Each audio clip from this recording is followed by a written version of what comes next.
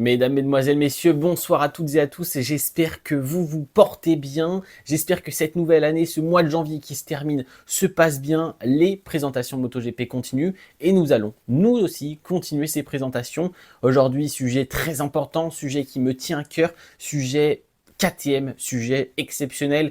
Donc voilà, vous l'avez vu, changement de setup, changement un petit peu de décor. Il y a l'écran derrière avec la KTM qu'on va présenter aujourd'hui, quelques trucs, le petit drapeau Valentino Rossi. Je suis assis. Dites-moi si vous préférez une configuration assise, debout, avec ce genre de décor ou pas du tout. On va voir, c'est pas du tout figé dans le temps. Bref, nous allons faire cette vidéo. Comme d'habitude dans ces vidéos de présentation, 3 points importants. Le premier, tout simplement la moto, la partie technique. Est-ce qu'on a vu des nouveautés ou pas lors de cette présentation? Spoiler alerte, non.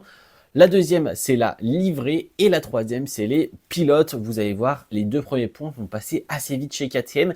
Nous avons eu une présentation générale de l'écurie KTM Factory Racing et l'écurie satellite, l'écurie KTM Tech 3. Donc voilà. Concernant la moto, ça va être simple, très peu de choses. Le shakedown arrive pour Dani Pedrosa et Paul Espargaro, les pilotes test, mais aussi le shakedown pour... non, il n'y a pas de pilote shakedown chez KTM pour les premiers jours à Sepang, mais les tests de Sepang arrivent très très vite, donc les motos vont être préparées, les motos vont être testées un petit peu. Donc nous n'aurons pas la nouvelle moto sur la scène de présentation, c'est à peu près la moto de fin 2024 avec les ailerons à l'arrière, les appendices aérodynamiques à l'avant. J'ai l'impression que en bas du pied de fourche, on a un petit peu de changement sur cette partie aérodynamique avec cette espèce de dent de requin qui va venir rediriger l'air autour de ces trous avant et la prise d'air pour refroidir l'étrier de frein à l'avant, les étriers de frein à l'avant. J'ai l'impression qu'il y a eu quelques modifs là-dessus et encore que je n'ai pas vraiment vérifié. Donc côté technique, comme d'habitude lors de ces présentations, rien d'exceptionnel, pas de grosses nouveautés. Maintenant, passons à la livrée et là, honnêtement, pas de nouveauté chez KTM officiel. On reste sur une livrée qui est exactement la même depuis ces dernières années, depuis leur arrivée finalement en MotoGP. Chaque année, il y a un petit sponsor qui change, il y a un petit détail qui change par-ci par-là. Cette année, il suffit de le trouver. Et par contre, là où il y a du changement, c'est chez Tech 3. Beaucoup de changements et en même temps très peu, car on va venir arborer une livrée identique à celle de l'écurie officielle. Alors pourquoi c'est fait comme ça? Pourquoi on se retrouve avec 4 motos KTM officielles, on a l'impression sur la piste? Eh bien parce qu'avec cette line-up, KTM l'avait dit, on veut l'année prochaine faire le moins d'écart possible entre les pilotes officiels mais aussi les pilotes satellites. On veut quasiment avoir 4 motos officielles, 2 écuries officielles et c'est le cas et ça commence bien sûr par la livrée. Les motos, on ira sur une RC 16 de 2025 pour les 2 écuries. On aura la même livrée pour les 2 écuries. Alors oui, il y a quelques changements au niveau de la bulle. À côté de la bulle à l'avant, on a le Motul qui vient changer à la place du Mobile One. En bas aussi, on aura ça sur le carénage en bas. On va retrouver le changement Mobile One Motul. Et chez Tech 3, on a un sponsor supplémentaire sur le bras oscillant. Bon, est-ce que ça change vraiment grand-chose? Je ne sais pas. Par contre, là où je vous demande quelque chose, c'est est-ce que le orange chez Tech 3 et le orange chez KTM, ils sont pas un petit peu différents? J'ai l'impression sur certaines photos qu'ils sont différents, sur d'autres j'ai l'impression que c'est exactement le même. Dites-moi ça en commentaire si vous avez une réponse officielle là-dessus. Nous avons parlé de la moto, nous avons parlé de la livrée qui a très peu changé comparée à celle de 2024 et Tech 3 qui arbore une livrée quasiment identique à celle de la moto officielle.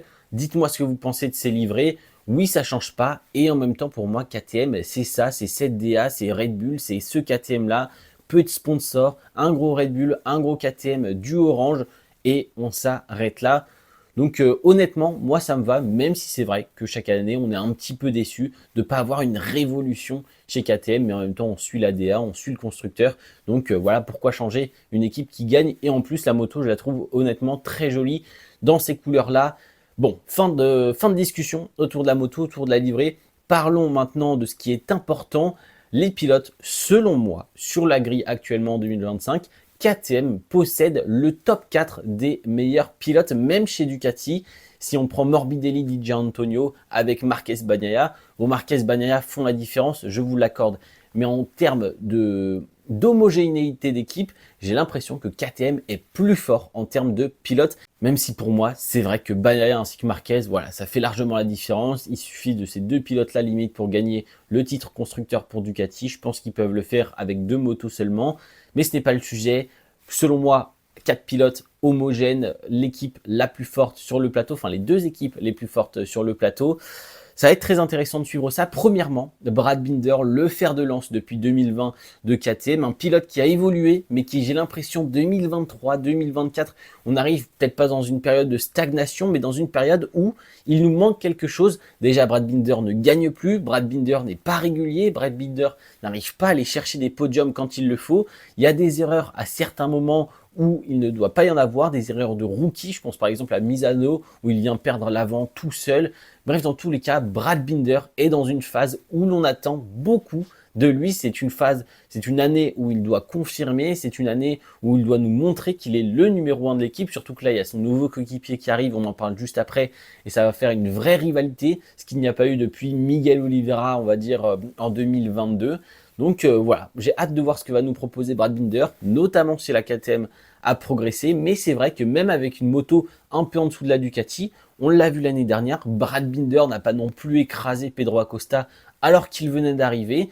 Donc j'attends vraiment beaucoup plus de régularité notamment de la part de Brad Binder, car oui, il y a de la régularité si vous regardez sa saison, mais il y a de la régularité après être parti 15e, des éliminations en Q1, des chutes, des moments où tu te demandes pourquoi il n'arrive pas à dépasser, pourquoi il n'arrive pas à défendre ou quoi que ce soit. Il y a la moto, mais il y a aussi le pilote. Il y a une irrégularité constante toute la saison sur plusieurs aspects. Parfois les remontées en course sont folles, sont exceptionnelles et on fait 10 dépassements dans une course, mais on se demande juste pourquoi, qu'est-ce qui s'est passé le samedi pour se qualifier en 15e position. Donc voilà, bref, Brad Binder, j'attends de la régularité sur les week-ends en général tout au long de cette saison. Son coéquipier, la pépite, celui qui monte en puissance chaque week-end, Pedro Acosta. J'en attends beaucoup. Pareil, j'attends de la régularité, même si cette fois-ci, c'est pas vraiment un problème. C'était une saison rookie. On a eu des problèmes à la mi-saison avec KTM. Pedro Acosta s'est perdu dans ses réglages. Pas de problème là-dessus. On a eu déjà des podiums. On s'est battu pour être le meilleur pilote hors top 4 Ducati. Honnêtement, j'attends juste une victoire de la part de Pedro Acosta, de la régularité. Et selon moi, Pedro Acosta, à la fin de cette saison, c'est top 3 au championnat du monde. Donc voilà, j'espère juste que la KTM s'est bien développée, que le développement pourra continuer malgré les problèmes économiques de la marque. On ne va pas en parler dans cette vidéo, mais c'est à prendre en compte. Donc voilà, Pedro Acosta, c'est noté, c'est ici, on attend de la régularité, des podiums, et je pense honnêtement qu'avec Martin, c'est les 2 pilotes hors Ducati qui vont faire le plus mal cette saison. Passons chez Tech 3. Alors Tech 3, du coup, on le rappelle, hein, c'est quasiment une écurie officielle, même matériel, seulement les ingénieurs, les mécaniciens qui vont changer, mais on a vu que c'est du haut niveau avec Pedro Acosta, ça a très très bien fonctionné, et même ces dernières années, avec Miguel Oliveira aussi, ça avait très très bien fonctionné. Donc chez Tech 3, on part sur de bonnes bases avec le matériel officiel et on part surtout avec une line-up la plus puissante, j'ai envie de dire, la plus performante qu'on ait jamais eu, j'ai l'impression, dans cette écurie. Bastianini, Maverick Viñales, tout simplement. De toute manière, c'est pas compliqué. KTM recrute le 5e, 6e, 7e et non, le 4e, pardon, 5e, 6e, 7e au championnat du monde 2024. Donc voilà, ils sont tous là, tous dans la même écurie, tous avec la même moto. On va voir qui s'en sort le mieux. Premièrement, Maverick Viñales, je ne sais pas. Honnêtement, je ne sais pas quoi penser de Viñales. J'espère pour lui qu'il va s'adapter rapidement à la moto. J'espère que ça va convenir à son style de pilotage. Il disait que la KTM était plus adaptée à lui que la Aprilia. Honnêtement, j'ai du mal à voir Viñales performer. J'attends pas grand chose de lui. J'attends de bons résultats, de la régularité. On va voir ce qu'il va pouvoir apporter au groupe KTM.